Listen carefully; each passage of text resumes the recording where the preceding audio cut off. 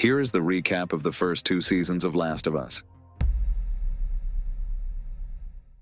The action is set in 2003. Joel is a single father who raises his daughter Sarah while working as a construction worker with his brother Tommy. One day, the news begins to report that there are more cases of aggressive behavior in the world, but the characters do not pay attention to it. In the evening, Sarah decides to look in on her elderly neighbors and discovers that an old woman who could not walk before had killed her nurse and husband, after which some tendrils protruded from her mouth and she stuck them into her victim. The girl runs away in terror and is rescued by her father at the last moment. They get in the car and go to the city, where there is already complete chaos, as people begin to turn into these creatures. The main characters have to leave the car, after which they run into the military. The soldier gets an order to kill everyone who catches his eye, and he shoots them, but then Joel's brother Tommy appears and kills the soldier. However, it turns out that Sarah is badly wounded and dies in her father's arms. 20 years go by and humanity is almost wiped out. The survivors take refuge where they can, and Joel lives in a military quarantine zone run by the FEDRA, Federal Disaster Response Agency. Joel has been through a lot over the years and has become a smuggler along with his girlfriend, Tess. They transport various goods between quarantine zones and other settlements. Tommy, Joel's brother, hasn't been in touch for a long time, so the main character decides to go 1,000 miles away in the hope to find him. However, to do so, he needs a car and supplies, which he doesn't have. We are told why the infected appeared. 20 years ago, the cordyceps fungus mutated. Previously, it could only exist in insects, but now it is able to penetrate the human brain. It all started in a flower factory. The products from that factory found their way into the homes of unsuspecting people all over the world. Millions of people were infected in one day. When the fungus reached the brain, it took control of the person. People lost consciousness, and now their only goal is to infect as many people as possible. Governments commissioned scientists to create a vaccine, but it turned out that a cure for the fungus was simply impossible to create.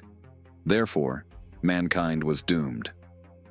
Within 20 years, people affected by the fungus also began to transform. Some of the so-called runners turned into clickers. The fungus has grown through their skull, and they have lost their sight, but they are flawlessly oriented by hearing. With their incredible strength, they are able to tackle anyone, so they are very dangerous. We also learn that the infected can transmit information to each other over long distances with the help of mushrooms extending underground. The Fedra that runs the military quarantine zones across America is a very brutal organization dominated by dictatorship, and many people don't like it. This is why there is a resistance called the Fireflies, who are trying to overthrow the current government. Orphan girl Ellie, who studies at the military academy of Fedra, does not get along with her classmates. One night, her friend Riley sneaks into her room and tells her that she has joined the ranks of the Fireflies. Ellie is upset, as they will be on opposite sides of the barricades in the future, but her friend invites her out for a walk. They sneak into a restricted area rumored to be infested, but Riley reports that it's empty. The girls have a great night out playing old arcade games, riding rides, and taking pictures together. Suddenly, they are attacked by an infestation and bite them both, after which they realize they are doomed. However, it turns out that Ellie is immune for some reason. Fireflies find her and do not believe their eyes, because for many years they tried to find a cure for this fungus. Marlon, the Firefly leader, decides to send her to the other side of the country to a laboratory where their scientists can find a cure. Unfortunately, just at that moment, they are attacked by a group of bandits, and Marlene realizes that they don't have the people to get Ellie out of town, since the area is guarded by Fedra. She hires smugglers Joel and Sarah, who she instructs to take the girl to their secret base near Boston. Along the way, the characters learn that Ellie has been bitten and is immune. Stale Joel doesn't believe a cure can be created, but Tess is hopeful. As they make their way through the infected city, they run into the clickers. They manage to escape, but Tess is bitten. Upon reaching the right place, it turns out that the secret Firefly base has been destroyed by the infected. Joel wants to leave everything and go to his brother Tommy, as he is still worried about him. But Tess persuades the man to deliver Ellie to the laboratory, whatever it may cost him. The woman then sacrifices herself to save the main characters from the impending horde of infected. We are transported back 20 years. A man named Bill has been preparing for something like this all his life and has built a bunker with everything he needs for the apocalypse.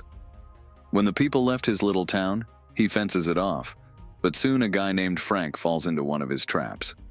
They fall in love with each other and build their household. One day they meet Joel and Tess and a friendship develops between them. However, by 2023, Frank and Bill are getting too old and sick, so they decide to leave this world painlessly. Just then, Joel and Ellie come to see them. The man is upset that he couldn't say goodbye to his friends, but he gathers supplies, takes the car, and sets off. Joel's plan is to find his brother Tommy, who used to be Firefly, and he will tell them where to find the laboratory. The main characters drive into Kansas City, where they are attacked by some people. After fighting back and losing their car, they hide in a skyscraper and are soon found by two survivors, Henry and his brother Sam. They tell them that the locals overthrew Fedra and carried out a lynching, killing everyone who cooperated with Fedra. Henry also tells them that there are no infected in town, as they were all driven underground in the past. The next day they try to get out of town together, and soon the locals catch up with them. However, an explosion causes a hole to form in the sewers, and the infected begin to escape from there. The main characters manage to escape, but Sam is bitten. Henry kills his brother and then himself. 3 months later, the main characters reach Wyoming, where they find a small settlement. There, Joel meets his brother and tells him the purpose of his journey. It turns out that Joel has become attached to Ellie and is very worried that he will not be able to handle the mission, as he is already old and does not have enough strength to protect the girl from all threats.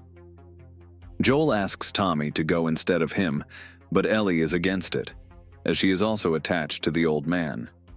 So the two of them go further, getting the location of the old Firefly lab from Tommy. When they reach the University of Eastern Colorado, they discover that there really were fireflies here, but for some reason they left the place. Joel finds a map and realizes that they have moved to Salt Lake City. Suddenly, the main characters are attacked by marauders, and Joel is badly injured. They manage to escape, but the man loses consciousness and falls off his horse. Ellie does not know what to do now. She drags Joel to the nearest building, but he understands that he probably will not make it, so he orders the girl to go on alone. However, Ellie does not want to leave him. She stitches up his wound and nurses him back to health as a new father. While Joel is out, Ellie goes hunting, kills a deer, and runs into two strangers. She makes a deal with them that she will give them half of the animal in exchange for medicine for Joel, who has developed an infection.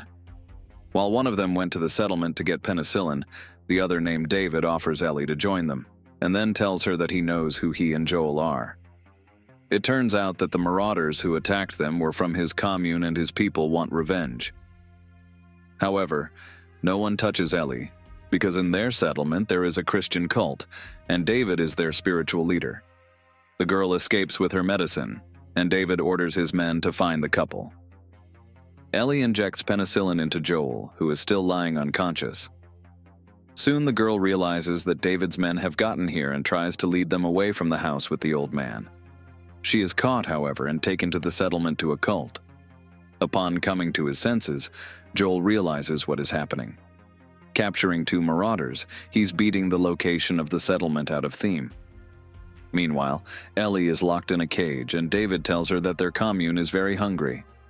The girl notices a human ear under the table, after which she realizes that their leader feeds his men human flesh, and they do not even know about it. David unequivocally hints to Ellie that he wants to pair up with her and have her bear him children. She breaks the cannibal's finger and bites him, after which he decides to kill the girl by butchering her for meat.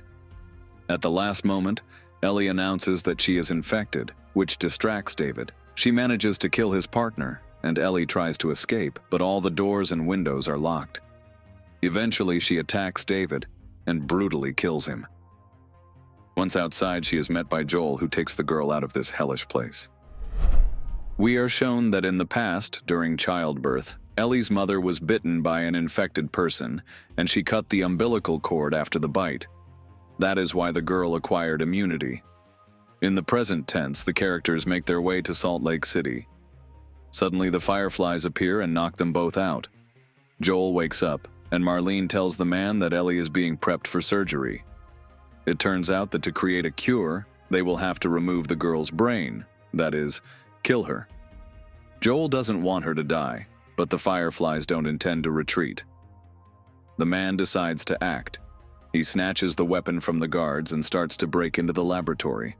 He eventually manages to save Ellie by shooting the surgeon, and while she is unconscious, he drags her to the car. He kills Marlene, as he knows she will surely be looking for the girl, after which he drives away. After a while, Ellie wakes up and Joel lies to her that the fireflies have failed to get the cure. They return to Wyoming to the settlement with Tommy. Ellie asks Joel if he lied to her about the fireflies. He answers that he was telling the truth, but Ellie guesses that he lied. This is the end of the first season. 5 years have passed since the events of the previous season. Joel and Ellie still live in Jackson, the town where they met Tommy. The town has grown quite a bit, all because of the refugees. After the disappearance of Fedra and the Fireflies, a lot of things have changed in the world and people are trying to survive as best they can. The relationship between Joel and Ellie has become strained, all because of one incident 9 months ago. They were sent to help a watchman who was attacked by an infected. The man was bitten and asked only one thing: to see his wife before he died. Joel promised Ellie that he would take him to the settlement. However, for the safety of his family, he killed the man. Ellie realized that he had also lied to her about what had happened at the Firefly camp in Salt Lake City back then. She asked him directly, and the old man confessed why he had done so. Ellie has become like family to Joel, and he wants to fix everything. However, as a rebellious teenager, she rejects the old man. During this time, the girl befriends Dina, and they often go on scouting trips, as there are still infected persons nearby. Once Ellie is even bitten, but she does not tell her friend about the fact that she has immunity. Ellie informs the settlement council that in the last outing she noticed strange behavior of the infected. He did not attack mindlessly, but tried to lure her and ambush her. The council fears that a whole horde of infected might come here, so they send scouting teams in all directions. Joel and Dina go together, while Ellie goes with her friend Jessie. Meanwhile, we are shown that after what happened in the Firefly lab 5 years ago, a group of surviving teenagers find out who did it. A girl named Abby vows to find Joel and get revenge, because on that fateful day he murdered her unarmed father, who was a doctor, in cold blood. The Fireflies fell apart, but on their basis appeared a new paramilitary structure called the Washington Liberation Front, or simply Wolves, as they abbreviated themselves. The teenagers joined them and in their spare time tried to find Joel. 5 years pass, and now they have finally found the Jackson settlement. The group is wary of approaching there, as the security of the town is not bad and they might simply die. However, Abby has no intention of backing down. She goes alone to explore and accidentally awakens a whole horde of frozen infected. The woman flees and makes it to an abandoned building where she is saved by Joel and Dina. Abby realizes who stands before her. As the road to Jackson is blocked by a horde of infected, the woman offers to get to the safe building where her group is. When they enter, Abby's friends pull guns on Joel and tie up Dina. Abby begins to torture the main character, satisfying her thirst for revenge. At this time, Ellie follows Joel and Dina's trail. She enters a building where she is disarmed and forced to watch Abby kill an old man. They don't know who Ellie is, so they simply leave, having completed their mission. Meanwhile, the settlement is attacked by a horde of infected, and they breach the walls. Many people die, but the attack is successfully repelled. Some time passes and the settlement returns to normal.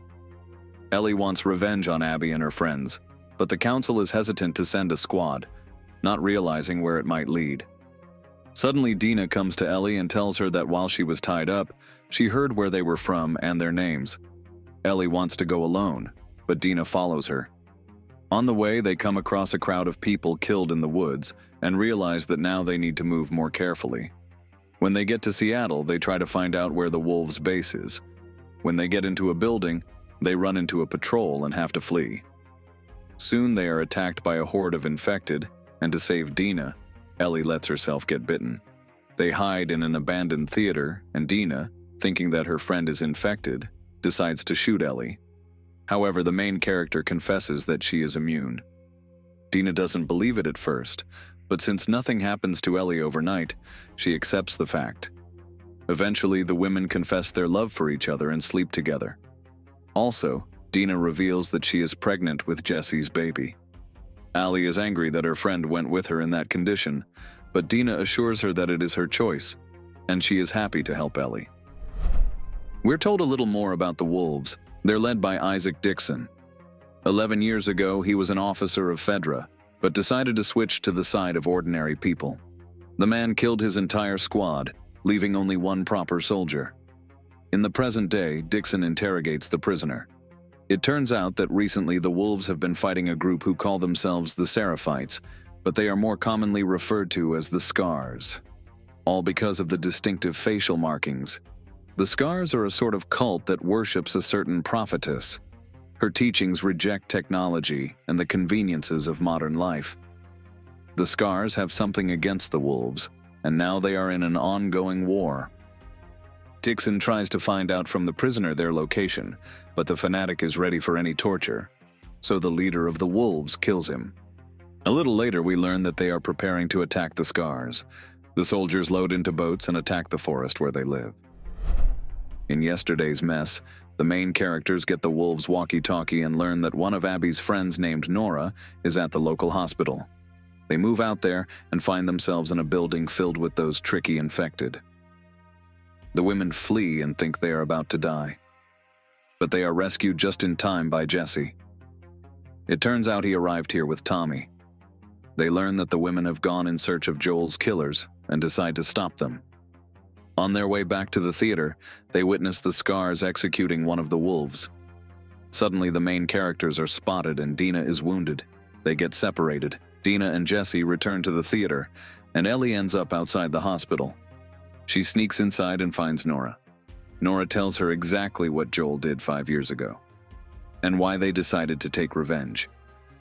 The main character does not care. She demands to tell where Abby is. But the woman manages to escape. They end up falling through to the lower levels where cordyceps spores are in the air. Nora says that they are both infected, but then Ellie reveals who she really is. The main character starts torturing her to find out where Abby is and only hears 2 words: whale and wheel. Ellie then walks away, leaving Nora to die. Ellie returns to the theater, where Jesse has already treated Dina's wound. The next day, together with Jesse, the main character goes in search of Tommy, but soon sees the Ferris wheel and the oceanarium. She realizes that Nora talked about this very place and Abby may be there. Afterward, Jesse and Ellie are separated. The man wants to find Tommy, and the main character gets on a boat and tries to swim to the desired place. Suddenly, a huge wave hits her and she is thrown to some shore. There she is caught by the Scars and prepared to be executed. However, just then the wolves attack their village, and she is simply released. Ellie gets on the boat again and swims to the oceanarium. There she finds 2 more of Abby's friends and demands that they tell her where she is. Except a guy grabs a gun and Ellie kills him. The bullet goes through him. It also fatally wounds the pregnant woman as well. Before she dies, she asks to get the baby out, but Ellie hesitates to do it. That's when Jesse and Tommy show up. Together they leave the place and get to the theater. After a while, Abby herself shows up there. She kills Jesse and holds Tommy at gunpoint. Ellie asks to let her friends go and kill only her, after which Abby shoots. In the final frames of the episode, we are transported back 3 days and shown Abby waking up at the wolves' main base. This tells us that the next part will be focused on her. This is the end of the 2nd season. Don't forget to subscribe to the channel and click the like button. Thanks for watching. Goodbye.